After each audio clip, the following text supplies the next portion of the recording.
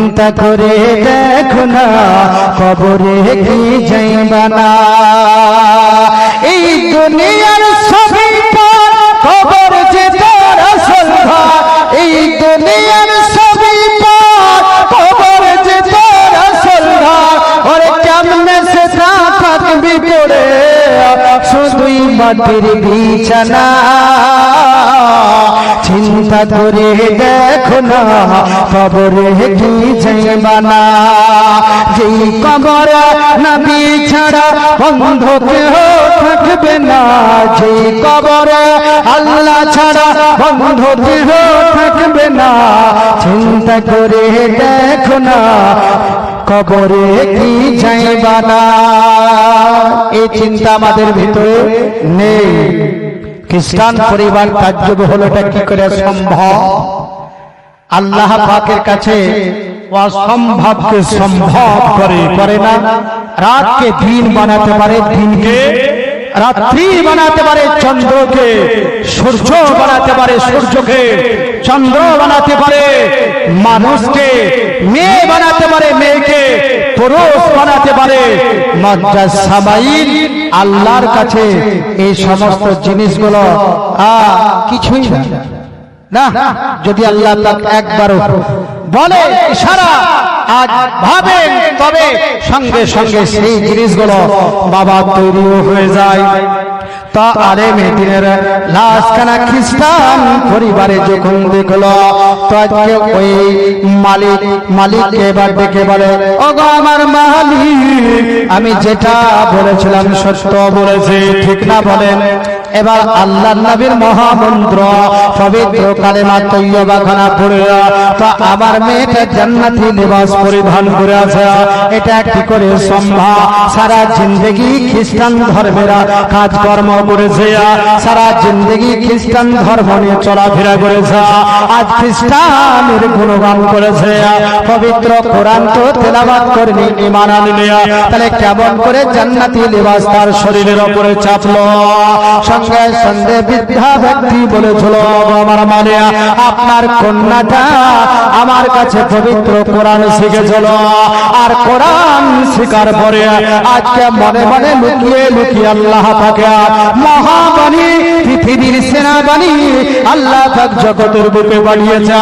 মহাভারতের চাইতো আজকে পৃথিবীর সেরা গেদা, আজ যজুর্বেদের চাইতো পৃথিবীর সেরা গেদা, সামনে ত্রিপিটক ভগবতী গীতা পুরাণ উপপুরাণ আজকে বাবা আজকে বলা হয়েছে।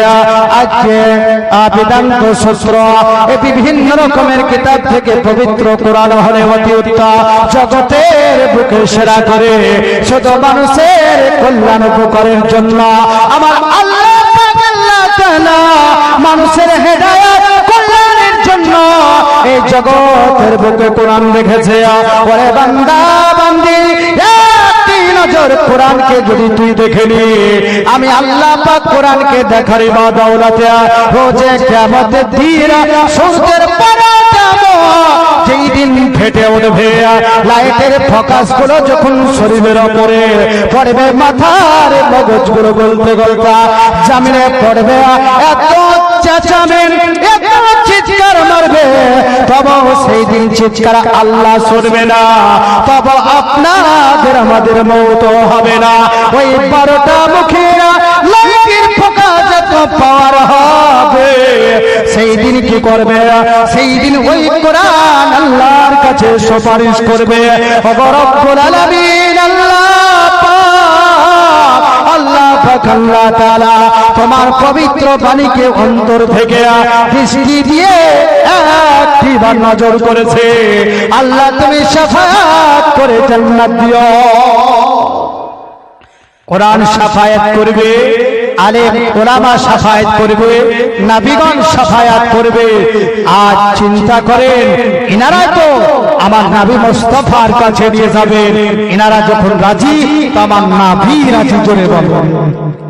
আর ইনারাই যদি রাজি না থাকে তো আমার নবী মুস্তাফাও রাজি কোনোদিনই হবে না।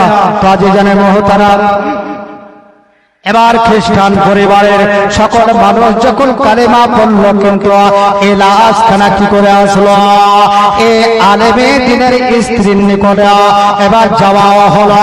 যাওয়ার পর বলছে, ওগো আলেমে দিনের অর্ধাঙ্গিনী বিবি, আপনার স্বামীর লাশখানাকে আল্লাহ পাক আজ জান্নাতুল মুআল্লা থেকে আজকে কোথায় নিয়ে গেছে? পারস্য দেশে নিয়ে গেছে। পারস্যের কবরস্থান তব খ্রিস্টানেরও হলে কবরস্থানে নিয়ে গেছে। কারণটা কি না জানি এমন খারাপ কাজ করেছিল, তার জন্য এইরকম আল্লাহ পাক করেছে। কিন্তু উনিও জান্নাতি পোশাক পরিধান করা ছিল। আজ জানে মহতারাম মারাজান ইসলাম সঙ্গে সঙ্গে ওনার অর্ধাঙ্গিনী স্ত্রী বলতে লাগলো, তাহলে আপনারা একটু কান খাড়া করে দিয়ে আপনারা শুনেন। বলে খ্রিস্টানের একটা জিনিস উনি পছন্দ করতে, এরই কারণে আল্লাহ পাক খ্রিস্টানের কবরস্থানে রেখেছে। এই পছন্দ করতে স্বামী স্ত্রী যখন মিলন হতো, আর মিলন হওয়ার পরে আজকে গোসল যে করে সেটা ফজরের আগে গোসল করতে হয়। ওটা ঠান্ডার মৌসুম যদিও হয়, তবে আজকে ফজরের আগে গোসল করতে হয়। শীতের মৌসুম যদিও হয় তো ফজরের আগে গোসল করতে হয়। গরমের মৌসুম যদিও হয় তবে আজকে ফজরের আগে কি করতে হয়? গোসল করতে হয়। কিন্তু আমার স্বামীর আজকে খ্রিস্টানদের পছন্দ করত, খ্রিস্টানেরা খেয়াল বসে যখন ইচ্ছা তখন গোসল করত, কিন্তু নিয়ম গুলা ঠিক পালন করত, কিন্তু ওটাকে একটু পছন্দ করত। এই কারণে আল্লাহ পাক জানিয়ে দিল, রে আমার বান্দা, এই জিনিস যখন তুই পছন্দ করে নিয়েছে, আমি খ্রিস্টান কবরস্থানে তোর লাশখানা রাখব। দেখেন আল্লাহ পাক ওই খ্রিস্টান কবরস্থানে লাশকে রেখেছে ওই একটু পছন্দ করার কারণে। আমরা বিভিন্ন রকমের জিনিস মুসলমান পছন্দ করছি, আমাদের হোক আপনাদের হোক জারিয়ে হোক, জাহান্নামের আগুন কাউকে ছাড়বে না। জাহান্নাম ভয়ানক, এই যে আযাব আল্লাহ পাক রেখেছে, এই আযাব থেকে কেউ বাবা বাঁচতে পারবে না। তো যদি বাঁচতে চান তো দিনের পথে ফিরে আল্লাহ আল্লাহ রাসূলের গুণগান গুণ চর্চা করেন, দেখবেন ইনশাআল্লাহ আপনারা কামিয়াবি হবেন। একবার দরুদ পড়েন, আল্লাহুম্মা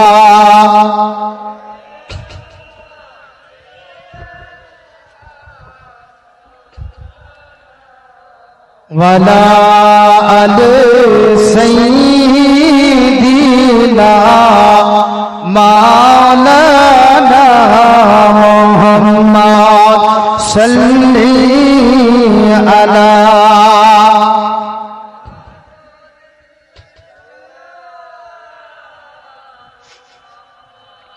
हरदम ज़बान से निकालो पाक नबी मोहम्मद, हरदम ज़बान से निकालो शफीअना।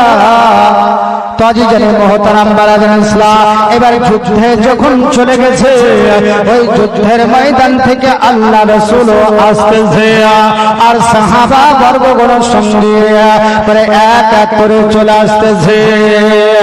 আমার নবীজি সাহাবা হযরত আবু বকর সিদ্দিক উনিও সেই যুদ্ধ বাবা শামিল রয়েছে।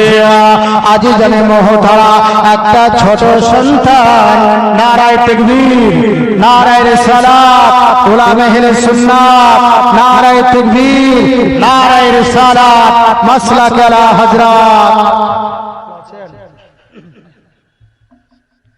তো বারাদান ইসলাম, আজ শেষ রাত্রি গ্রামের সকলকে আমার আবেদন, গ্রামের এই সামান্য মানুষগুলো বলেন,